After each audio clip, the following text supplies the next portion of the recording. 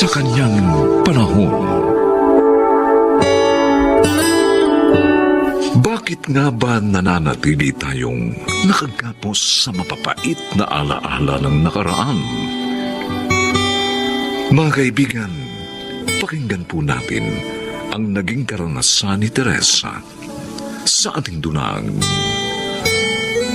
sa kanyang panahon.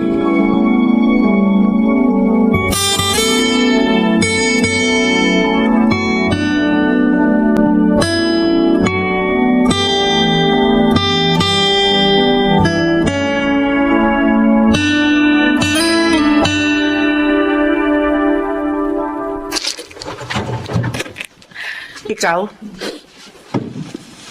Bakit ka narito? Anong kailangan mo? Kailangan po namin ng anak ko ng lugar na matitira. Naisip ko pong mas magiging ligtas kami rito. Alam mo kung gaano kitang kinamumuhian, Diana. Inay, nagmamakaawa na po ako. Para na lang po sa inyong apo. Apo? Sinong apo ang sinasabi mo? Si Luke. Siya po ang naging bunga ng pagsasama namin ni David. 7 taon na ang nagdaan. Hindi ko na po nagawang makipag-ugnayan sa inyo dahil alam ko kung gaano niyo ako kinapupuotan. Oo. 7 mahahabang taon. Pagkatapos mapatay si David, para kang bulang bigla na lamang naglaho. Walang paliwanag sa pagkamatay ng aking anak. Wala lahat. Luke, anak, magmano ka sa lola mo. Sige na. Mano po, Lola? Kung isang panlilinlang lang ang lahat ng ito, makakaalis na kayo ng anak mo sa harapan ko. Inay, maniwala po kayo. Dugot laman ninyo si Luke. Kaya sana, huwag niyo naman po kaming itaboy na mag-ina. Kayo lamang ang tanging matatakbuhan namin sa sandaling ito.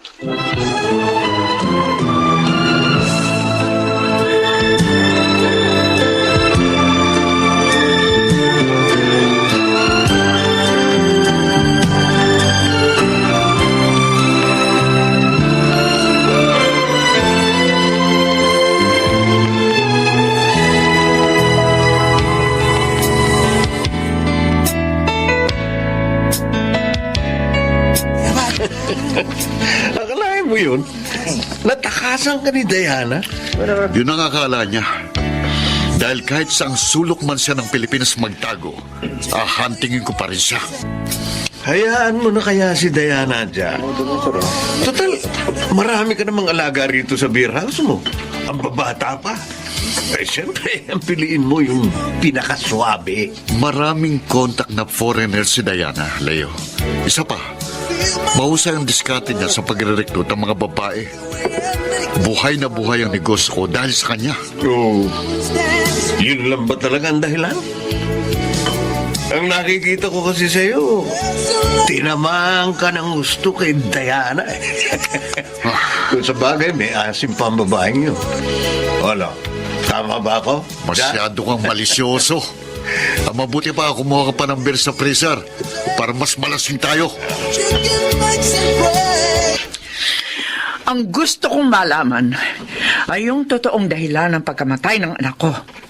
At sino ang pumatay sa kanya, Diana? Kasagsagan na po ng nangyaring gulo noon sa beer house nung rumesponde si David. Hindi ko na po alam kung saan-saan nang galing yung mga putok. Nung makita ko siya, duguan ang nakahandusay sa semento. Kung ganun, namatay pa lang anak ko dahil lamang sa pagtatanggol sa isang walang kwentang katulad mo. Sa isang putik na katulad mo. Sa maniwala kayo at sa hindi. Higit pa sa buhay ko, minahal ko rin si David. Kaya higit din sa kirot na nararamdaman nyo ang nadarama ko. Nasayang ang buhay ng anak ko nang dahil sa iyo. Marami pa siyang pangarap bilang isang alagad ng batas. Pero nung makilala ka niya, nagulo na rin ang buhay niya. Kaya ikaw ang pumatay kay David. Ikaw, Diana!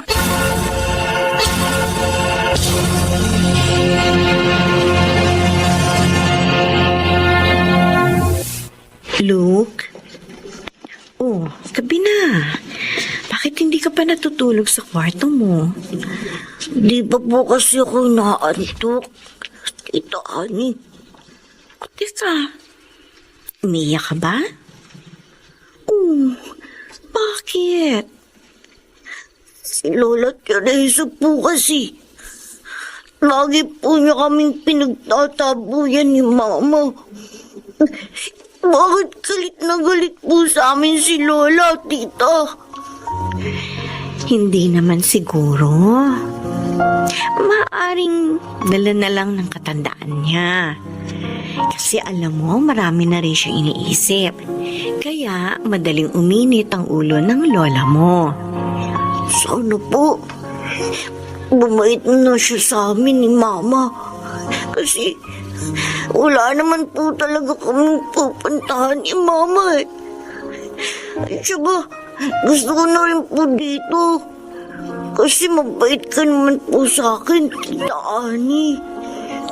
Mabait din ang Lola Teresa mo, Luke. Hayaan mo, mapapatunayan mo rin yon sa pagdaan ng mga araw. Sa ngayon, maaring meron lang siyang pinagdadaanan, ha?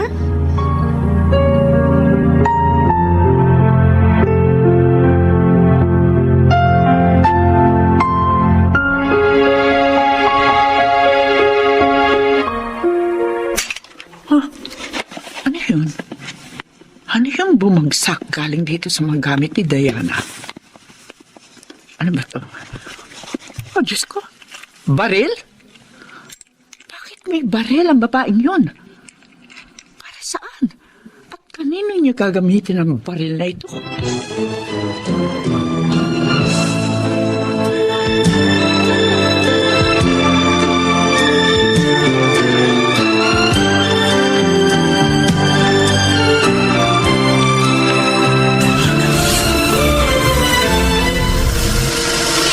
Hoy, Jack! Saan ka pupunta?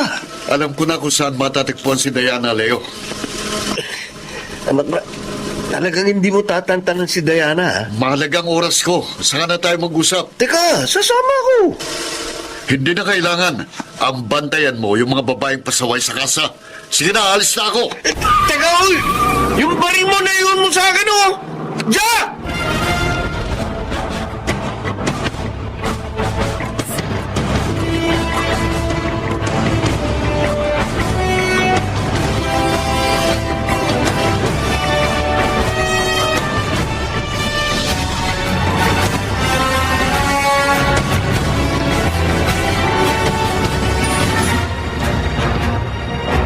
Chang, huwag muna kayo magpanik sa baril na nakita ninyo sa mga gamit ni Diana, okay? Paano hindi ako magpapanik?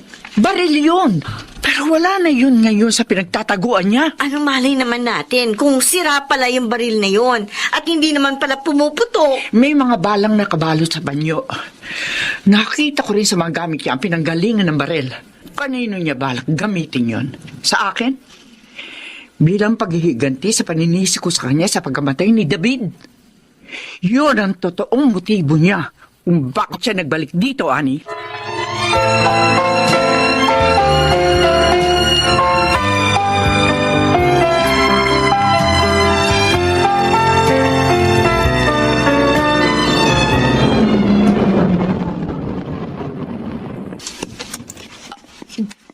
Jack! Ikaw? Mabuti naman. Kilala mo pa ako, Diana. Madaling tandaan ang mukha ng demonyong katulad mo. Marami ka pa satsat eh. Sa ayaw sa gusto mo, sasama ka sa akin ngayon. Halika, sumakay ka na sa kotse. Bitiwan mo ako, Jack! Teka na, Gusto ko na magbagong buhay! Hayaan mo na ako, palayain mo na ako! anong palagay mo sa akin, tanga? Kaya ako nga pinatay si David eh, para maging akin ka. Pagkatapos ngayon, gusto mong palayain kita, ha? Ikaw ang bumaril kay David. Nang rumesponde siya sa gulo sa beer house. Oo, ako nga. At yung gulo sa beer house, ha? Pakana ko lang yun. Binayaran kong isang customer para bastusin ka dahil alam kong sasaklolohan ka ni David. Kung gano'n, para sa'yo pala talagang mga bala ng baril na ito. Teka. Diana, baril yung hawak mo. Alam mo, masamang maglaro ng baril. Hindi Ang totoo, uubusin ko ang lahat ng mga bala nito sa ulo mo ngayon, Jack. Diana. Katarungan para sa pagpatay mo kay David. Sandali. Katarungan para sa pambubusamos mo sa pagkatao ko!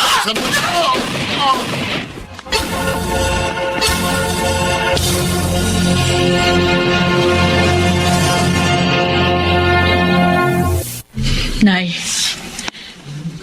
ngayong nabigyan ko na ng katarungan ng pagkamatay ni David, mapapanatag na rin ang kanyang kaluluwa. Saan man siya naroroon. Pero hindi mo pa rin dapat na inilagay sa mga kamay mo ang batas, Diana. Siguro nga, kailangang mangyari ang lahat ng ito para ganap ng maghilom ang mga sugat na nilikha ng nakaraan sa mga pagitan natin. Diana, patawarin mo sana ako. Hinusgahan kita.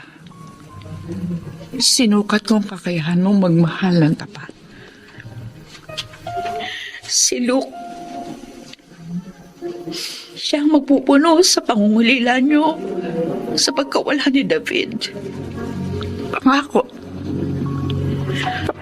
Pagmamahalin ko mapo ko. Katulad ng naging pagmamahal ko sa kanyang ama. Sa mga sinabi niyo, mapapanatag na rin po ako, Inay. Hindi na ako mag-aalala para sa kinabukasan ng aking anak. Ikaw pa rin ang kanyang ina, Diana. At kailanman, hindi ko matutumbasan ang papel na ginampanan mo sa buhay niya. Lalo pa, nakita kong espesyal na ugnayan niyo sa isa't isa. Hindi mawawalang imahe mo bilang isang ina sa iyong anak.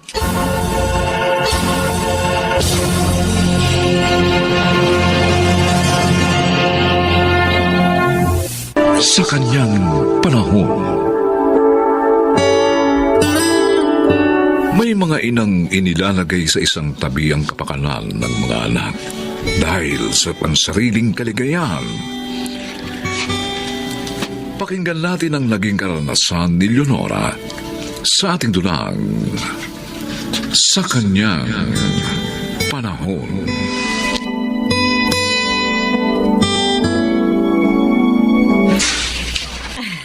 Nagustuhan mo ba ang luto ko, Emilio? Oo naman, mahal. Ang sarap. Pero siyempre, ikaw ang gusto ko. Oh, ikaw talaga. Lagi mo na lang akong binubola. Totoo ang sinasabi ko, Leonora. Gusto ko nga sana magsama na tayong dalawa. Para dito ka na lang titira sa bahay ko. At kahit anong oras, pwede kitang lambingin. Ikaw talaga. Gusto mo nang magsama na tayo? Oo, sabi mahal. Kaya kunin mo ng lahat ng mga gamit mo sa inyo. Dito ka na sa piling ko. Kaya lang, ang bunso kong anak baka hindi siya sumama sa akin. Hindi, iwan mo na lang siya kay Aling Tendeng. Kasi hindi ko naman siya kayang buhayin. Ikaw lang ang kaya ko.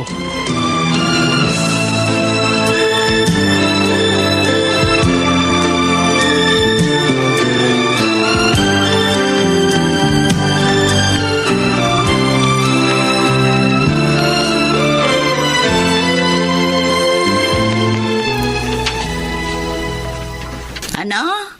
Nakikisama ka na kay Emilio? Opo, Inay. Yan po yung napagkasundoan namin. Pero inay, ayaw ko po kay Mang Emilio. Hindi mo naman siya makakasama, Rhea. Dahil iiwan kita rito sa lola tinding mo. Po? Pero nay, Pupuntahan na lang kita rito 2 beses sa isang linggo at ibibigay ko rin ang mga kailangan mo. Anak, duda ako sa lalaking yun. Baka niloloko ka lang niya. Inay naman, bakit niyo naman nasabi yan? O kung talagang mahal ka niya nung pakakasalang ka at sisikapin niyang buhayin kayo nitong apo ko, biyuda ka naman at matandang binataan naman siya. Sobra naman kayong humatol. Oh, Mahal ho ako ni Emilio. Mapatutunayan ko rin yan sa inyo balang araw.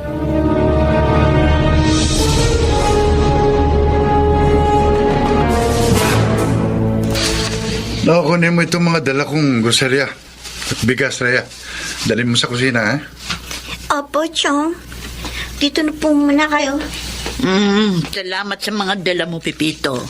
Alam mo ko, Nay, na iniwan na po sa inyo ni Leonora si Rhea. Ay, oo, anak.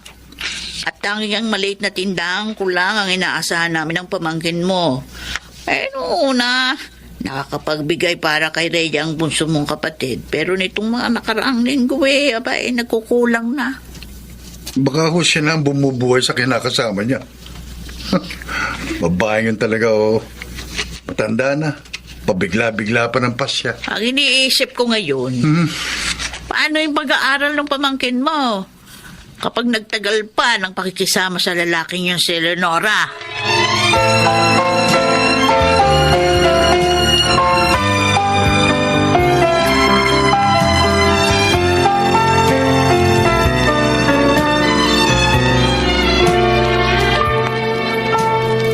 Mahal, di ba sweldo mo ngayon? Oo, mahal kaya lang, pasensya na. Kulang tong pera ko. Ha? Kulang na naman?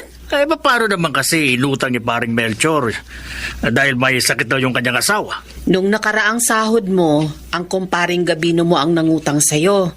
Ngayon naman yung Melchor. Pasensya ka na, Leonora. Kawawa naman mga kaibigan ko kung hindi ko sila tutulungan. Marami kasi tayong dapat bayaran. May mga dapat pang bilhin dito sa bahay. Tapos, kailangan ko pang bigyan ng anak ko. Tsaka mo na lang bigyan yung anak mo. Unahin mo na lang yung mga pangangailangan natin. Total naman, nakatira sa nanay mo ang bunso mong anak.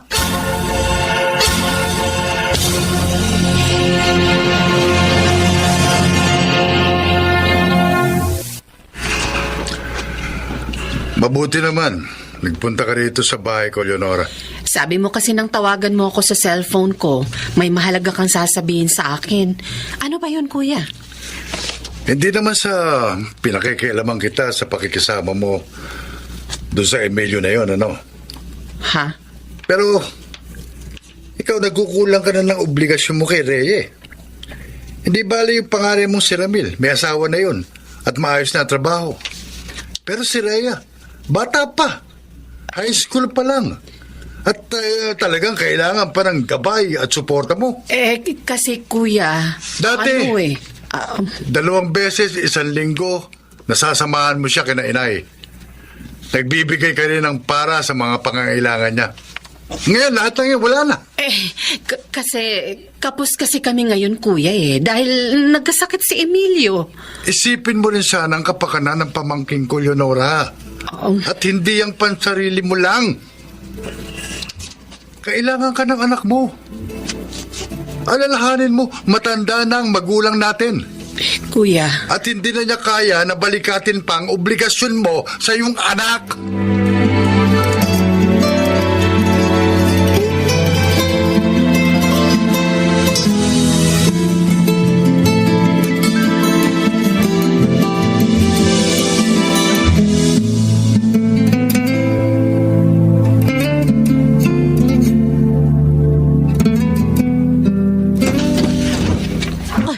Rhea? Nay, Ay, bakit ka narito? kasi po kailangan ko na pong magbayad sa librong bibiling ko para sa isa ko pong subject. Hindi naman kayo nagpupunta sa bahay Kaya sabi ko kay Lola, ako na lang pupunta dito. Ay, nako. Anak, pasensya na ha. Wala akong pera ngayon Pero Nay, ako na lang pong walang libro sa amin. Nahihirapan na tuloy akong gumawa ng assignment. Manghiram ka na lang muna sa iba. Tapos babayaran ko na lang sa sahod ko. Kanino po ako manghihiram? Sa tiyo Pipito mo. O kaya sa kuya mo. Tawagan mo siya. Ba't ganun, Nay? Pag sa akin wala kayong pera. Pero pag kay Mang Emilio meron.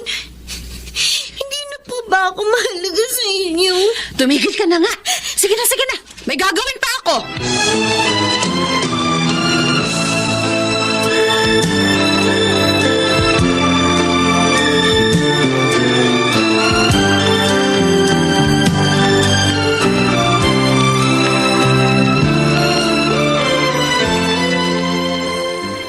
Pambihira naman si Leonora, oo. Nahumaling na siya ng husto sa kinakasama niya. Pinabayaan na niya pati mga pangangailangan ng anak niya. Nakalimutan na po ako ni inay. Si Mang Emilio na lang ang mahal niya. Hindi naman siguro, Apo. Maaring nadidimlan lang ang isip ng nanay mo. Rhea, ito. Ito yung perang pambili mo ng libro. Salamat po, Chupipito. Basta mag-aaral ka mabuti, ha? Opo. At kahit ganyan ang nangyari sa nanay mo, huwag kang magtatanim ng galit sa kanya. Dahil kahit nagkukulang man siya, siya pa rin ang nanay mo. Oo, tama ang tiyo mo. Sa halip, lagi mong isama sa iyong panalangin ng iyong ina para mabuksan ang kanyang isipan at ituwid ang kanyang mga pagkukulang.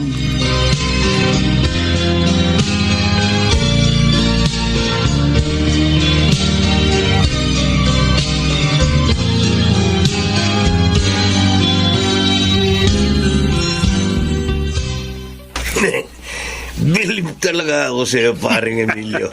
Ang dali mong napapaniwala si Leonora sa mga alibay mo. Uy, siyempre. Ako pa. Magaling ako eh. Magaling magdahilan. Magaling pang magromansa. Ano sinasabi mo pag umuwi ka ng lasing? Hindi, nilibre ako ng barkada. Oh, lusot, di ba? Husay mo talaga, oh.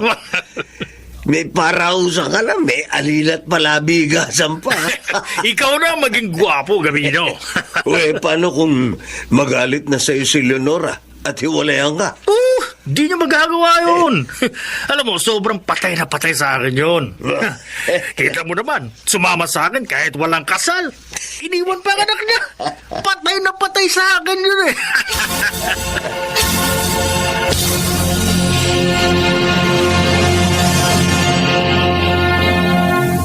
Right. Aray ko. Sakit ang ulo ko. May hangover na naman ako. Nasaan kaya si Leonora? Mahal! Mahal, pagtimpla mo ako ng kape.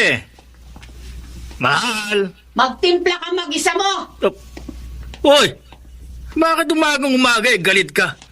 Wala naman ako kasalanan sa'yo Manluloko! Bakit mo ako sinampal? Kulang pang kabayaran niya sa mga panloloko mo sa akin! Ano? Walang iya ka. Pati anak ko pinabayaan ko dahil sa pagmamahal ko sa'yo.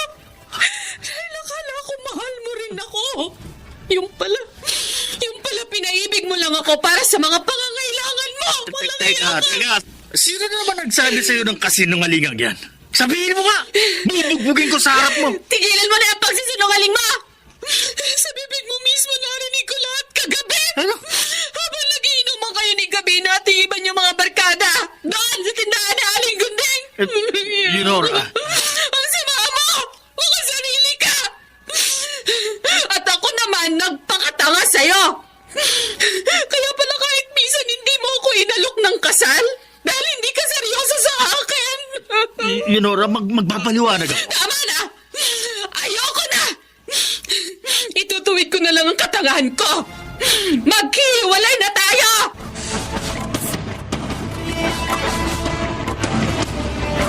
Inay.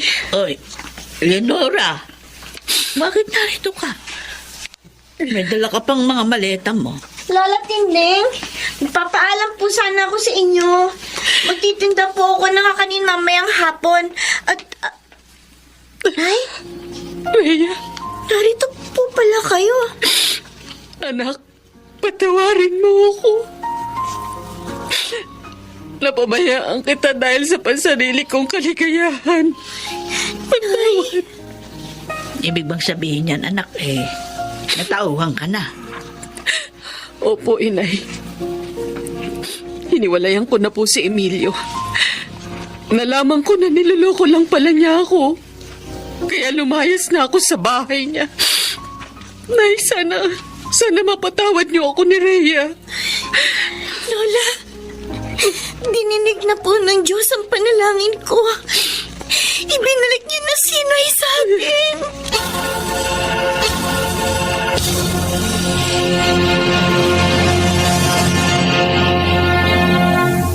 sa kanyang panahon. Maisa sa katuparan pa ba ang isang pangarap kung may pangit na reputasyon ng nakaraan?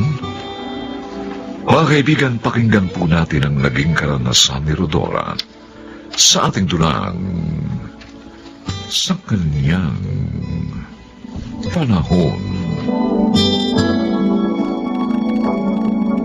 O anak, kumusta yung resulta ng lakad mo? Kailan ka papasok sa kampo? Ha?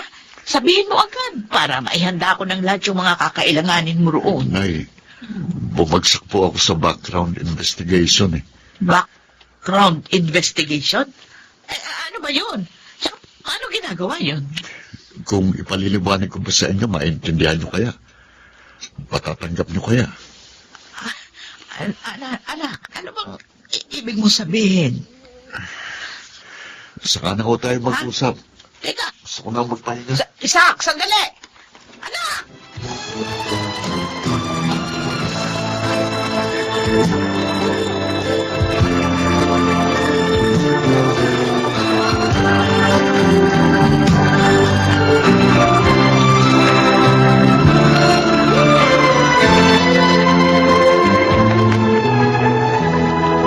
Ano nga ba?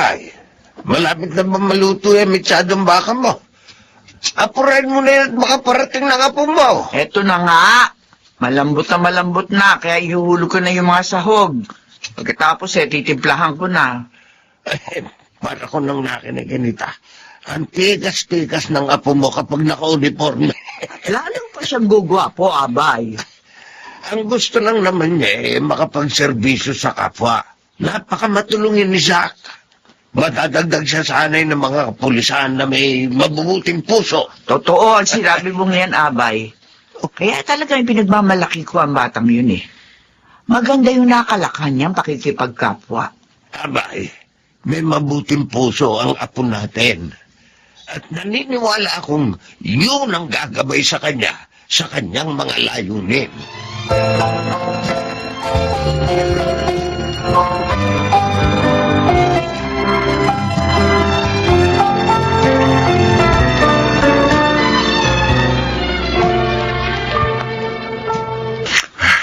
Mabuti ka pa.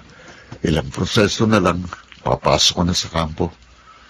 Sana nga wala akong maging problema sa physical, medical at dental examination, pare. Healthy living ka naman ever since. Kaya wala kang dapat ipag-alala. Kinakabahan pa rin ako sa final interview. Kasi baka sumablay ako eh. Ako, ang ikinatatakot ko, yung susunod na mga mangyayari sa buhay ko, pare. Wala nang kwentang magagandang nasimulan ko. Nasira ng lahat ang mga pangarap ko, ang kinabukasan ko. Para sa akin, wala nang kahulugan ng buhay.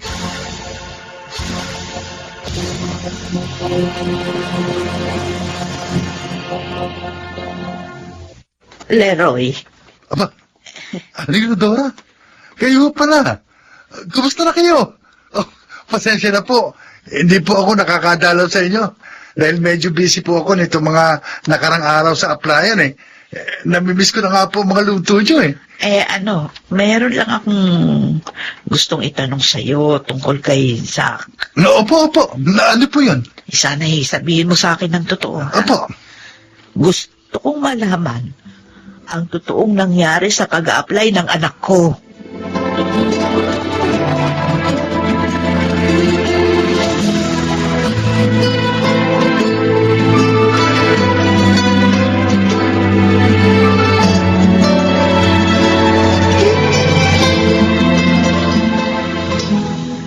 Hi, Kuya! Tingnan mo, oh. Finally, nabili ko na ang best gift ever na ibibigay ko sa'yo sa oath-taking mo! Jarlan! Nagsaya ka lang ng pera, Jessie. Ah. Hindi mo na dapat binili ang stainless steel watch na yan. Oh, wait. Di ba nang tanungin kita kung anong regalo ang gusto mo ibigay ko sa'yo sa oath-taking nyo? Stainless steel watch ang sinabi mo? Dahil akala ko, wala akong magiging problema sa pag-a-apply ko. Oh, Ginawa ko naman ang lahat ng makakaya ko, di ba? oh. Ipinasa kong lahat ang examen. Mula sa eligibility, physical agility test, lahat. Pero alam mo ba kung anong masakit na dahilan kung bakit hindi ako makakasama sa mga kabats kong mag-o-taken? Kuya, Alam mo ba, ha, Jessie?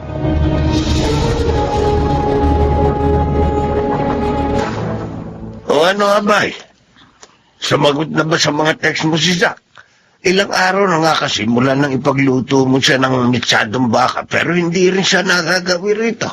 Ang problema nga, lahat sila, hindi sumasagot sa mga text sa tawag ko. Nag-aalala tuloy ako eh. Baka ikaw ako may problema mag-iinaabay. Mabuti pa para mapanatag tayo na. Bumunta na tayo sa kanila. Tayo na magdala ng mitsadong baka na niluto mo para kay Zach. Saka para makatikim na rin sila lahat. Total, itinabi mo naman lahat sa freezer, di ba? Ay, tama ka, Abay. Okay. Tayo na nga siguro ang pumaroon sa kanila. Teka, sandali kukunin ko lamang sa freezer yung mitsadong baka. Sige. Bumili na rin tayo ng kasama cake sa bakery. Doon sa may labasan para may dagdag pa sa lubong tayo sa mag-iina. Ay, magandang ideya yan. Ay, sige, Abay.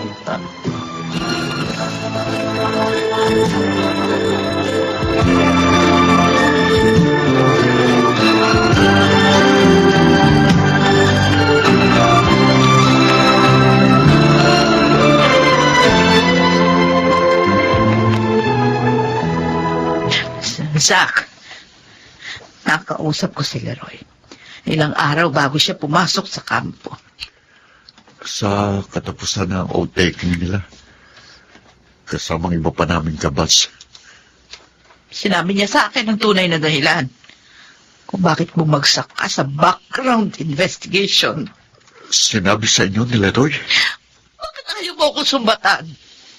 Bakit ayaw mo ipamukha sa akin na kaya hindi ka natanggap sa pag-a-apply sa kapulisan dahil sa pagiging shoplifter ko noon? Bakit dinadaan mo sa pagsasawalang kibo? Ayaw mo akong kasuklaman dahil ako ang dahilan na kabiguan ng pangarap mo. Dahil hindi ko kayo kayang sumbatan, inay. Hindi ko kayang saktan ang kalooban ng taong mula sa pagkabata ko. At kahit hanggang ngayon, puro kapakanan ko pa rin ang iniisip. Wala akong karapatang husgahan kayo. Dahil lamang sa naging hanap buhay niyo sa nakaraan. Pero ako, sinisisi ko ang sarili ko sa nangyaring ito. Kung hindi dahil sa aking pangit na nakaraan, sana nasa kampo ka na rin ngayon. Tulad ni Leroy. Nagmamatya ka na rin ngayon doon. Kasama niya.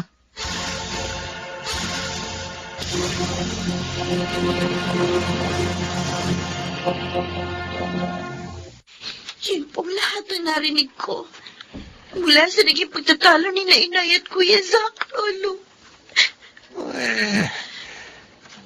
Pero sa mga nangyari, mas dapat lamang sila magkaunawaan.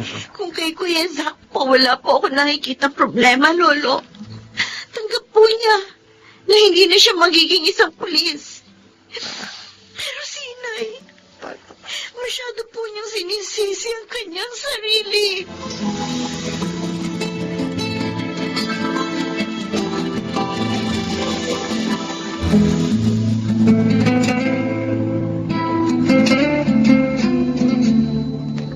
Bakit ganon, Inay? Kailangan ba laging husgahan ang kinabukasan ng isang tao? Dahil lamang sa isang pangit na nakaraan? Ang gusto ko lamang noon, huwag sumala sa oras ng mga anak ko. Mabuhay ko sila noon ng maayos, mapag-aral. Iba-iba ang pagtanggap ng kapwa natin sa mga bagay na ginagawa natin, anak. Hindi natin sila masisisi. Paniniwala nila yon. Pero ako, Day, kapag may nagtanong sa akin dito tungkol sa kapwa ko, puro kabutihan lang ang sasabihin ko. Hindi ako magsasalita ng hindi maganda para lang mahusgahan ang kanilang pagkatao. Dahil ayokong danasin nila ang pinagdadaanan naming mag-iina ngayon.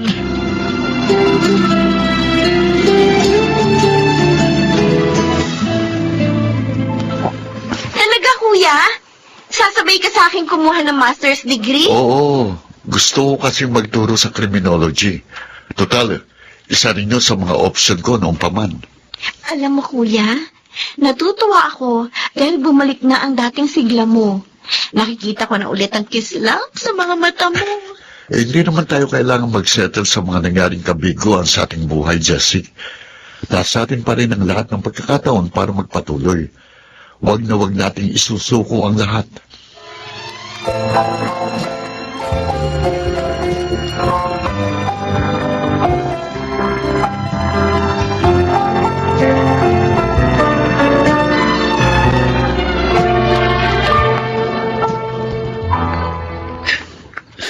Nay, gabi na. Bakit hindi pa kayo natutulog? Oh, umiiyak ba kayo? Panay ang pahid nyo ng mga luha nyo eh. Kasi anak, hanggang ngayon, hindi pa ako ganap na nakakahingi ng tawad sa iyo tungkol sa mga nangyari. Hanggang ngayon, guilty pa rin ako. Nay, kalimutan nyo na yun. Hindi talaga ako nakalaan para doon. Kasi nga, tulad ng lolo at lola mo, inasam ko rin na makita ka na naka-uniforme. Maganda ang tindig, matikas.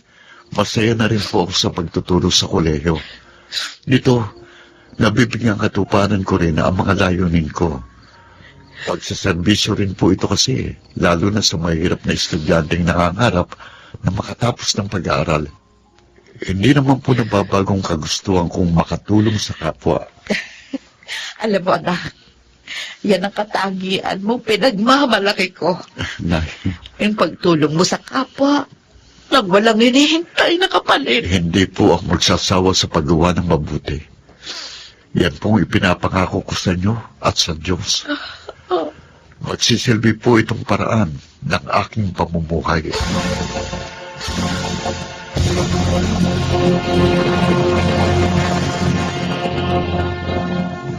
Sa kanyang panahon.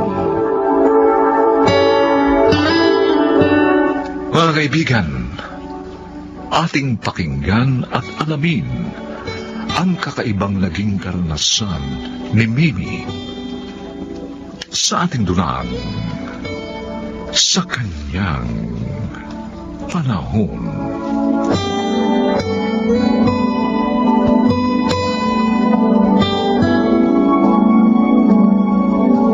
Thank you, Jake. Ang bait mo pala. Mabait talaga ako, lalo na sa mga magaganda kong kaibigan na katulad nyo. Sana hindi mo na lang kami ibinili nito. Bakit naman? Oo nga, Mimi. Buti nga binili tayo ni Jake. Ang mahal ng pabangong ito, ha? Lalo na yung binigay sa'yo. Yun na nga eh. Ang mahal. Nagastosan siya ng gusto, kaya nakakaya. Huwag ka na mahiya. Kusa akong ibigay yan. Magtatampo ko kapag hindi mo tinanggap yan. Alam mo, Jake, sa akin, wala kang problema. Dahil buong puso kong tinatanggap ito. Thanks, Lulu. O ano? Okay na ba, Mimi? Oo, sige. Nandito na eh. Pero next time, wag mo na kami pagkaabalahan pa ng ganito. Ay, nako. Huwag mong intindihin niya si Mimi. Talagang mahihain ang kaibigan ko na yan eh. O ano, tara na. Punta na tayo sa resto. Nagugutom na ako. Pero gabi na, Lulu. Ay, ano ko ba? Sandali lang naman tayo. Tama si Lulu. Pinagbigyan nyo na rin lang ako ng mamasyal ngayong birthday ko. Lubusin nyo na. Samahan nyo na akong kumain.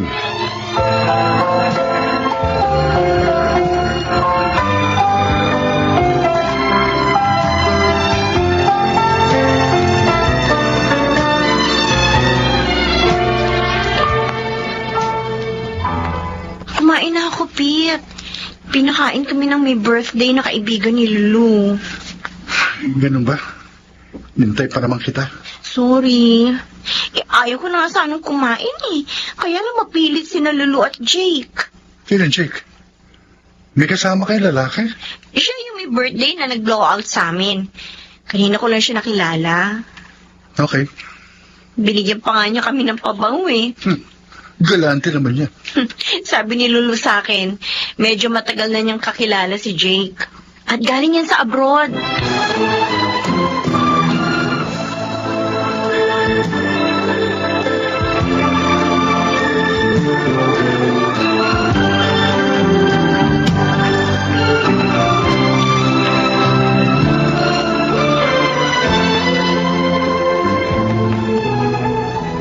Nay, narito na po ako. Narito ko sa kusina, Mimi. Napakainit sa labas. Oh, nabili mo ba lahat ng mga kailangan dito sa bahay? Opo, pati na yung vitamins nyo. Salamat, anak, ha?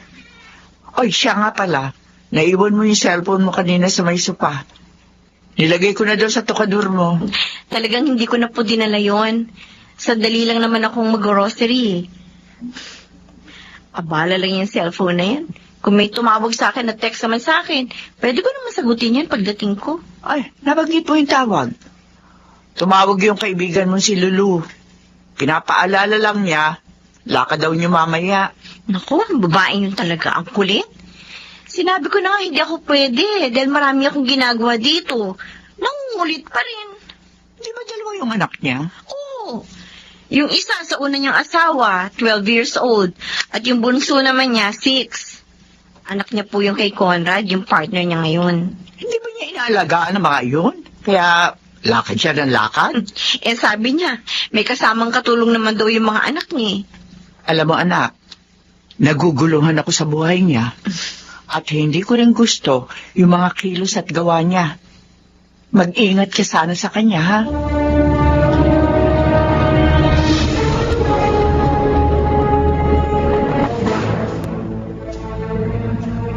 Talaga, Jay?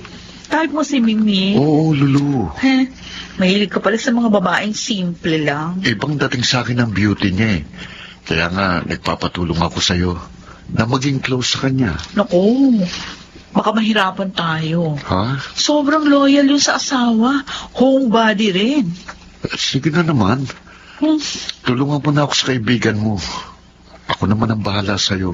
Kasi madalas pag tinetext ko siya at niyayaya sa lakaran, ay naku, tumatanggi. Puntahan mo na lang. Ah? Sige na, please.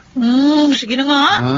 Naku, kung hindi ka lang gwapo at galante, hindi kita tutulungan.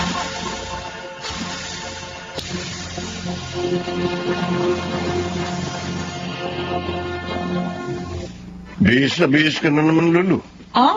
Alis ka na naman. Oo, pupunta ako kay Mimi. Yayain ko siyang mamasyal. Lagi ka na lang namamasyal. Ano ba? Papawala lang na inip yun. Hindi mo na inaasikaso ang mga anak mo. Marami kang dapat gawin dito. Nako, dalawa ang katulong natin, ha? Kaya may gagawa ng lahat ng trabaho dito. Kahit na may tungkulin ka pa rin sa iyong mga anak bilang kanilang ina. Hey, tama na nga yan. Nagsiselos ka lang kaya ka ganyan eh. Alam mo, Conrad, wala akong ginagawang masama. Talaga, tiyan ka na nga. Sana nga wala kang ginagawang masama. Dahil hindi ako tulad nung una mong asawa. Hindi ko hahayaang gawin mo sa akin ang ginawa mo sa kanya.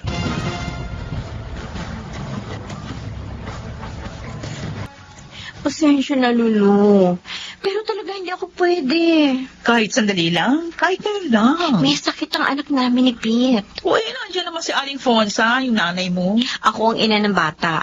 Kaya mas dapat na ako ang mag-alaga sa kanya. Lalo na ngayon may sakit siya. Ha? Ang hirap mo naman kausap ang arte mo. Lulu, bakit ka ba ganyan magsalita? Totoo naman eh. Sobra kang pa-hard to get. Porque alam mong gusto ka ni Jake. Ano? Gusto ako ni Jake? Pero hindi bale. Buti nga huwag mo siyang pansinin. Para ako na lang ang pansinin niya ngayon. Ano? Gusto mo si Jake? Lulu, may relasyon pa kayo ni Conrad. Dagdagan mo lang ang pagkakasala mo. Wala ka na pakialam doon.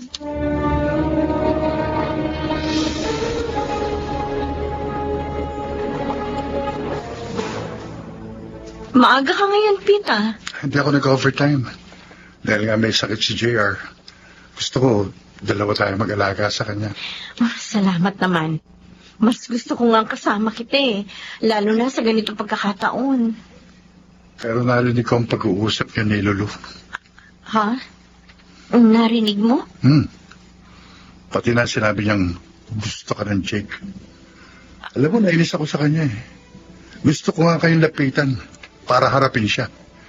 Pero nagpigil lang ako dahil babae siya. Salamat at agawa mo. Hayaan mo na yun. Mula naman ngayon, lalo ko na siyang iiwasan. Ayoko sa kaibigan na wawasak ng aking tahanan.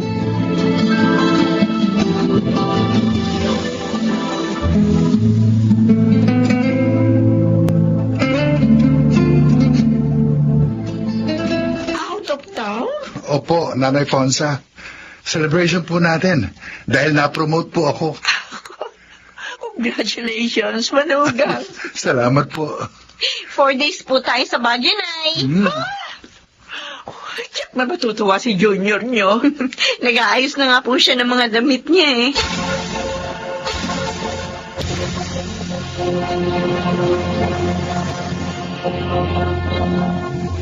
Malandi ka. Bakit bigla ka na ng mahal, Conrad? Dahil bistado ko ng pagtataksil mo. Ay, ni Jake. Lugar ka. Ay, Conrad, tama na. Alam mo na pala, o di magkanya-kanya na lang tayo ng buhay. Hindi sinasaktan mo pa ako ng ganito. Ayop ka. Niloko mo rin ako. Tulad ng ginawa mo dun sa una mong asawa. Pagbabayaran mo to, Lulu. Hindi ako papayag na hindi makaganti. Oh, Conrad, Mariana, wag, tawa ka sa akin. Wag mo akong patayin. Wag. Hindi kita magawang patayin. Bakit sa kabila ng ginawa mo? Mahal pa rin kita. Ano bang klaseng puso ito? Conrad, Pero hindi ko kayang tiisin. Ang sakit na ngayong panluloko. Hindi ko kaya. Conrad!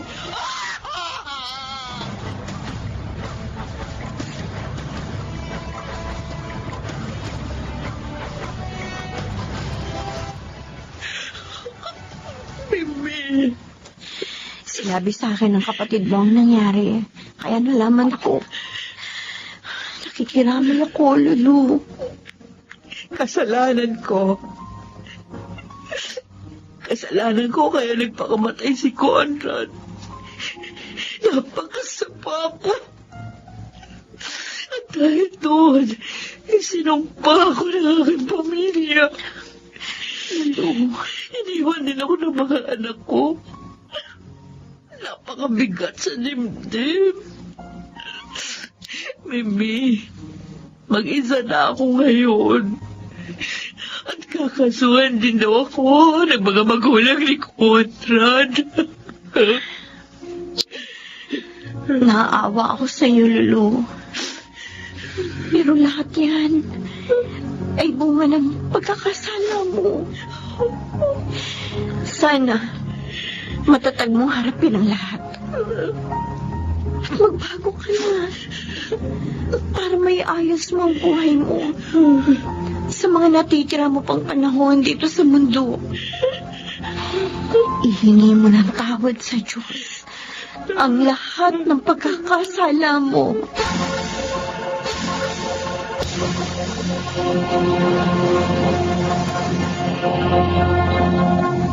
Sa kanyang panahon, hindi lang sa gawa nakikita ang katapatan ng isang tao. Nararamdaman din ito sa mga salitang namumutawi sa kanyang mga labi.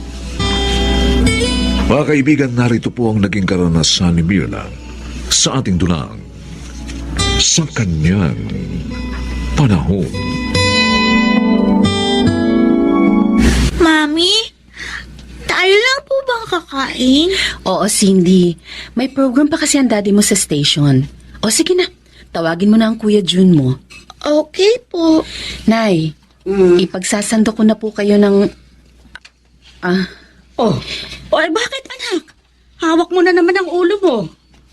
Sumasakit na naman po kasi. Ay, maano nga maupo ka na lang dyan. At ako na magsasandok ng pagkain. O ikaw naman kasi, para kang galit sa pahinga. Pagkatapos ng trabaho mo sa radyo, gawaing bahay naman ang inaasikaso mo. Ayoko po kasi magkulang sa trabaho ko. At syempre sa pamilya ko. Pero paminsan-minsan anak, mag-absent ka rin sa trabaho mo. Para makapagpahinga ka. At magpatingin ka na sa doktor. Mahal, ano ba yung mga damit na yan? Mga damit natin yan, mahal. Yung mga magaganda pa pero hindi na ginagamit. Isinama ko na sa mga nahingi ko sa mga kaibigan natin. Para ba yan sa gagawing paglingap sa summer ng istasyon natin? Gusto ko kasi bukod sa partisipasyon natin doon bilang mamamahayag, meron din tayong ipamimigay na tulong sa mga napinsala ng bagyo doon. Talagang bilib ako dito sa asawa ko. Walang kapaguran. Alam mo, masaya ako sa ginagawa ko. Oy, teka. Kumusta nga pala yung interview mo kay Sir Bonifacio? Ako, hindi siya dumating. Ha? Oo, hindi mo lang nagpasabi na hindi siya sisipot. Ay, grabe naman siya. Isipin mo ha, halos murahin na ako ng mga tagapakinig. Dahil hindi ko raw ipinarinig ang panig ni Bonifacio. Kaya, inimbitahan ko siya. Tapos i-Indianin lang pala niya ako. Wala siyang isang salita. Huwag ka nang magalit. Nakakainis eh. Ganun talaga. Bahagi yun ng trabaho natin. Yung minsan, mai-Indian ka, mapagsasalitaan ng masakit ng ibang tagapakinig, at mapagbibintangan. Pero kailangan nating maging matatag at panindigan ang matapat na pamamahayag. Tama ka. Ang mahalaga ngayon, nalaman ng listeners na siyang hindi tumupad sa usapan. Oy, halika. Tulungan mo akong ayusin itong mga... Sige. Ang sakit ng ulo ko. Sumasakit na naman ang ulo mo. Oo, Edmar. Sabi ko naman kasi sa'yo magpatingin ka na eh. Pagkatapos ng lingap natin sa Samar, talagang magpapacheck up na ako. Dapat lang. Ang tagal na niyan eh. Baka kung ano na yan. Apo, tapos mo na bang gawin ang mga assignment mo? Yes po, Lola Letty. O siya, sige, matulog ka na. Don't forget to pray, ha? Wait lang po, Lola. Can we call Daddy and Mommy first? Para po, makamusta natin sila? Okay, sige. Oh, heto na. Nagre-ring na. Hello, Nanay Letty. Edmar, ito kasing bunso nyo. Gustong kumustahin kayo ni Mirna. Pwede ba? Tatawag na lang ako dyan. Dadalhin ko po kasi si Mena sa ospital. Ano? Ay, bakit? Anong nangyari sa anak ko? Salamat po sa pagdalaw, Boss Tony. Mga tapat na empleyado namin kay ni Mirna, Edmar. Kaya naman concerned kami sa inyo. O ano, kamusta siya? May resulta na ba ang mga examination? Meron na po, boss. Oh, ano raw ang sakit ni Mirna? Brain cancer po. Oh my God. Kawawa naman siya. Boss, kailangan daw siyang maopera na agad. Pero malaking halagang gugugulin.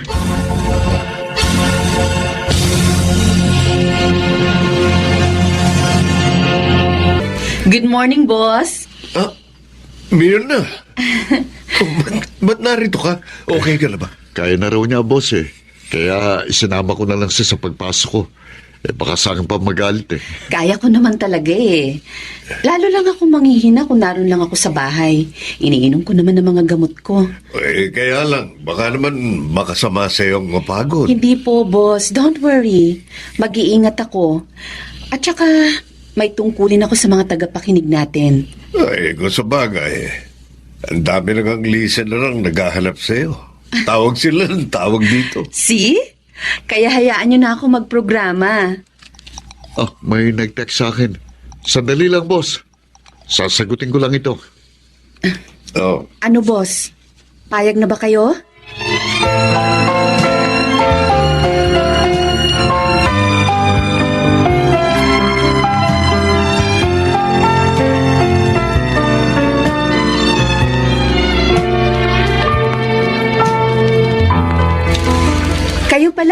bisita ko, Mr. Saldivar. Greg na lang, Mirna. Masyado namang formal yung Mr. Greg Saldivar. Oh, okay. So, what can I do for you, Sir Greg? Dediretsahin na kita. Balak kong tumakbo sa darating na halalan. At gusto ko sana, ikaw ang maging public relation officer ko. Ho? Respetadong broadcaster ka. And I know, malaki ang may tutulong mo sa akin. At kapag tinanggap mo ang offer ko, triple ng kita mo rito ang ibibigay ko sa iyo. Maganda po ang alok nyo, pero I'm sorry. I cannot accept it. What? Tinatanggihan mo ang offer ko? Mirna, para kang nagtampo sa bigas. Sa lahat po kasi ng ayoko, yung sususian ng bibig ko at lolokohin ko ang taong bayan. Hindi baling maliit lang ang kita ko. Basta malaya ako nakakapagpahayag at hindi ko niloloko ang mga tagapakinig. Alalahanin mo, Mirna. May sakit ka. At kailangan mo ng malaking halaga para makapagpagamot. Ibibigay ko yun. Pumayag ka lang sa gusto ko. Natutuwa ako at hindi ka nasilaw sa alok ni Greg, Mirna. Dahil mas mahalaga po sa akin ang trabaho ko dito, Boss Tony. Ang mapaglingkuran ng taong bayan sa pamamagitan ng tapat na pamamahayag. Ganon din po ang katwiran ko, boss. Ang ibig mo sabihin, Edmar? Inalok ka rin ni Mr. Saldivar? Hindi, mahal. Ang kalaban nating himpilan ang gustong kumuha sa akin. Sila yung nag-text sa akin ng isang araw. Ganun ba? Oo. Dodoblehin pang araw nilang kita ko eh. Tanggapin ko lang ang alok nila. Hoy, salamat naman at hindi mo tinanggap, Edmar. Boss, pareho lang kami ng paniniwala ng asawa ko. Hindi baling maliit ang kita, basta't nabubuhay naman ng malaya at nakapaglilingkod ng tapat sa taong bayan. Mapalad ang himpilang ito sa pagkakaroon ng mga mamamahayag na tulad ninyong mag-asawa. Sana'y dumami pa ang mga gaya ninyo.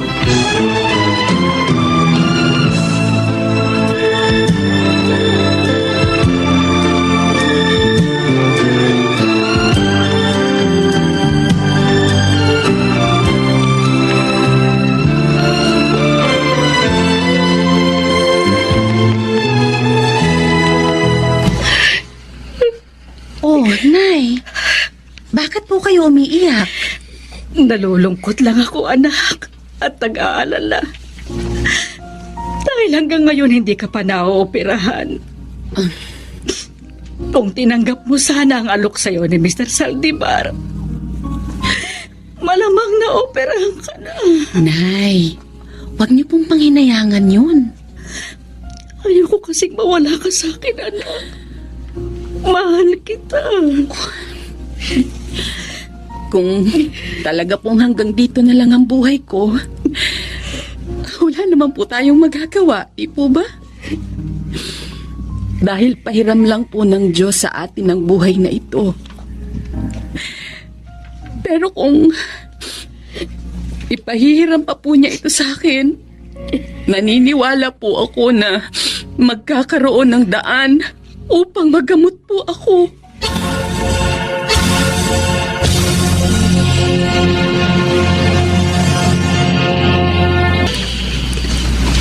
Boss Tony, tawag niyo raw po kami. Oo, Edmar. Mirna, dahil may magandang balita ako sa inyo. Magandang balita ho? Ano po yun, boss? Nakita ng pamunuan ng himpilan ang katapatan ninyong mag-asawa sa inyong trabaho. Lalo ka na, Mirna. Pagka-graduate mo pa lang ng college, dito ka na agad napunta. At kahit may mga alok na dumating sa iyo, mas pinahalagahan mo ang trabaho mo rito. At dahil dyan, nagpasya ang pamunuan ng himpilan na sagutin ang lahat ng gastos sa iyong operasyon. Diyos ko. Totoo po ba, Boss Tony? Totoo, Mirna. At yun ay hindi utang, ha? Gantimpala yun ang ating himpilan sa inyong matapat na paglilingkod. Mirna, Handa na lahat ng gamit na kakailangan mo sa pagpasok mo sa ospital bukas. Salamat, Edmar. Natatakot po ako, Mami. Cindy, Aalala. huwag kang matakot. Ang gawin nyo, ipag-pray nyo ako, ha? Para pagilingin agad ako ng Diyos. Tama, mami mo, anak. Sama-sama natin siyang ipagpe-pray. At naniniwala ako, magtatagumpay ang operasyon na yun. Ako man, Edmar, nararamdaman ko, muli ko kayong makakasama.